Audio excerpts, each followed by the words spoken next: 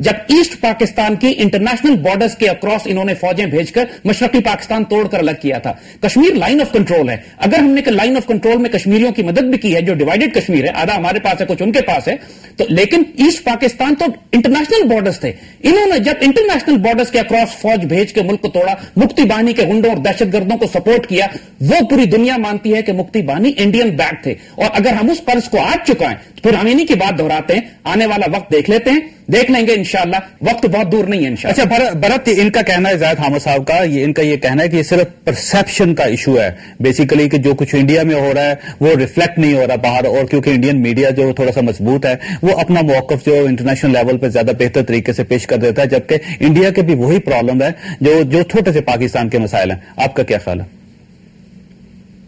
देखिए, ये खुद कह रहे हैं कि पूरी इस्लामिक कंट्रीज अंडर प्रेशर हैं, अंदर दबाव हैं।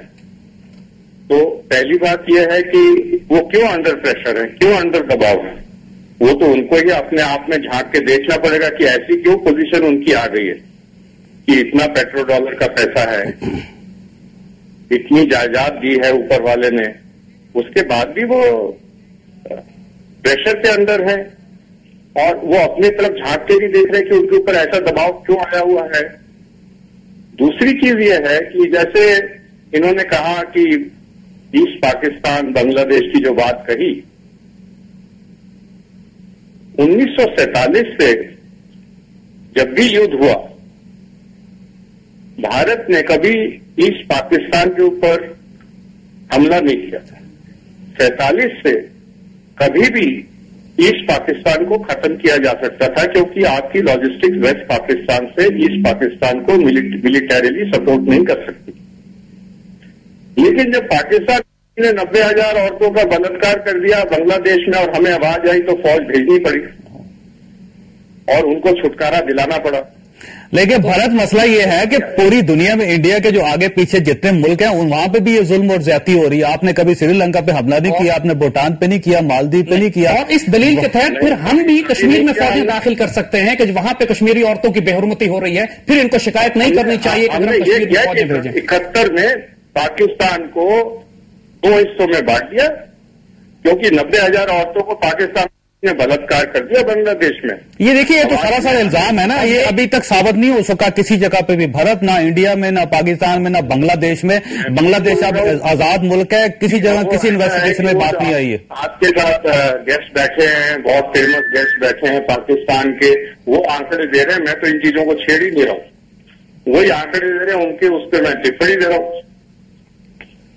देखिए, इकरार जुर्म तो आपने कर लिया है। आपने ये कहा कि चूंकि सपोजिटली पाकिस्तान ने कुछ औरतों की बेहुरमती की, लिहाजा आपने पाकिस्तान पर हमला करके इसको 2 हिस्सों में तोड़ दिया। अब भूलिएगा नहीं इस बात को, अगर हम इसको मुस्तकबिल में आपके साथ करेंगे, क्योंकि पूरे इंडिया में आपने ईसाइयों को जलाया, आपने सिखों को मारा, आपने दलित और शूद्रों के साथ गैर इंसानी सलूक किया, कश्मीरियों की बेहुरमती की। अगर हम फौजें भेजें या आपने मुजाहिदीन भेजें तो फिर रोया मत करें इसके ऊपर आप। तो मतलब आप भेज रहे हैं। अगर हम ये फैसला कर लें कि हम आपको छोटा करना चाहते हैं तो आपके अपने अंदर इतनी प्रॉब्लम है कि आपको ज्यादा वक्त नहीं लगेगा श्रीलंका के साइज का होने में। पहले आप ये डिसाइड कर लीजिए कि भेजेंगे कि भेज रहे हैं। हमारे हिसाब से तो आप भेज रहे हैं। अगर हम कश्मीर में हमारे मुजाहिदीन जाते भी रहे माजी में, जो पिछले कई साल से नहीं जा रहे, कश्मीर में अगर जाते भी रहे तो कश्मीर बॉर्डर नहीं है, लाइन ऑफ कंट्रोल है। लाइन ऑफ कंट्रोल जब चाहे तब्दील हो सकती है। हम 100 कारगिल और करेंगे और जब हमारा दिल चाहेगा मुजाहिदीन को भेज के लाइन ऑफ कंट्रोल भी चेंज करेंगे। वो बॉर्डर नहीं है, वो डिस्प्यूटेड टेरिटरी है। लेकिन आपने ईस्ट पाकिस्तान में इंटरनेशनल बॉर्डर के अक्रॉस फौज भेजी थी और वो कर्ज हमने चुकाना है अभी आपके साथ। अच्छा, चलिए, अब हमने आपकी बात सुन ली। आप कर्जा हमारे ऊपर है, आप चुकाने आएंगे। हम सोच रहे थे आप चुका रहे हैं बहुत दिनों से। नहीं भरत, अभी तक किसी जगह साबित नहीं हुआ कि ये जितने टेररिस्ट वहां पे मुंबई के सानहे में जो मुलव्वस थे उनका ताल्लुक पाकिस्तान के साथ। अभी तक कोई ऐसी इन्वेस्टिगेशन नहीं हुई। ऐसी चीजों में कोई चीज साबित करना आतंकवाद में बड़ा मुश्किल होता है। हाँ, लेकिन कर्नल पुरोहित का समझौता एक्सप्रेस में साबित हो चुका है। साबित नहीं किया आपने, ये साबित नहीं किया कि 9/11 अमेरिका ने करवाया था। आपने ये साबित नहीं किया कि मुंबई में इंडियंस ने करवा दिया, या जैसे कह रहे हैं मुसैड ने करा दिया। तो अभी साबित तो कुछ भी नहीं हुआ है। लेकिन वो ये है कि अगर देखिए भरत, मसला ये है कि अगर साबित कुछ नहीं हुआ तो यूएन में आप लोग यूएन क्यों चले गए? मैंने शुरू में कहा था, इसीलिए मैंने आपसे शुरू में कहा था कि ये दोनों साइड के जो परसेप्शन हैं उनके मुताबिक कोई तालमेल आपस में है नहीं, और ये तालमेल होगा नहीं जब तक ये परसेप्शन क्लैरिफाई होंगे नहीं।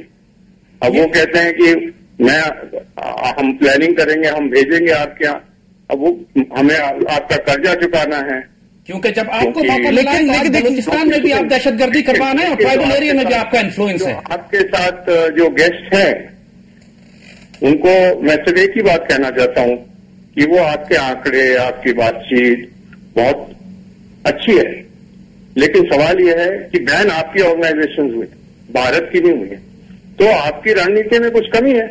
आप अपनी रणनीति ठीक कर लीजिए। जब आपने भेजनी है दस्ते यहाँ पर मुजाहिदीनों के या टेररिस्ट के या जो भी आप उनको बोलते हैं, तो लेकिन आपकी फिर रणनीति गलत है। आप इतने सही हैं तो आपके ऊपर सब प्रेशर डाल रहे हैं, आपके ऊपर बैन कर रहे हैं, आपकी तो तोहिन हो रही है। लेकिन भरत, इसमें देखिए आपने अभी ये फरमाया और तस्लीम किया कि अभी तक कोई ज्वाइंट इन्वेस्टिगेशंस नहीं हुई, ना इंडिया में हुई ना पाकिस्तान में हुई, कोई अभी तक जो प्रूफ है वो पेश नहीं किया गया पाकिस्तान को, अभी आपने तस्लीम किया है।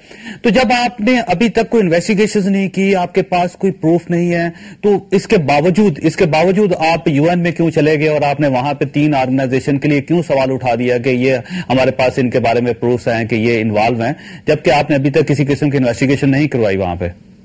आप ये बताइए, हमने ये चीज उठाई यूनाइटेड नेशंस में और यूनाइटेड नेशंस ने उसको सैंक्शन करा, तो किस बस पे सैंक्शन करा? झूठ के ऊपर। जिस तरह वेपन्स ऑफ मास डिस्ट्रक्शन की बात की थी इराक के मामले पे, इन्होंने इराक के ऊपर इतना बड़ा वेपन्स ऑफ मास डिस्ट्रक्शन का केस सच के ऊपर बुनियाद थी, वो झूठ और मकर और फरेब के ऊपर थी, जिसमें आप शामिल हैं उनके साथ। तो अगर इस झूठ फरेब में आप शामिल नहीं है, सिर्फ हम लोग शामिल हैं, तो हम लोग मेजॉरिटी हैं। अगर आपको मंजूर है कि आप एकदम दूध के धुले हैं, आप कुछ गलत काम नहीं करते हैं, तो बहुत अच्छी बात है। हाँ, बुनियादी तौर पर तो सिर्फ जंगल का कानून है और कुछ भी नहीं। ऐसा मैं मालूम चाहता हूँ, छोटी सी ब्रेक लेनी, ब्रेक के बाद फिर गुफ्तगू को आगे लेके जाएंगे। नाज़रीन यहाँ पे लेंगे छोटी सी ब्रेक, और ब्रेक के बाद दोबारा मिलते हैं।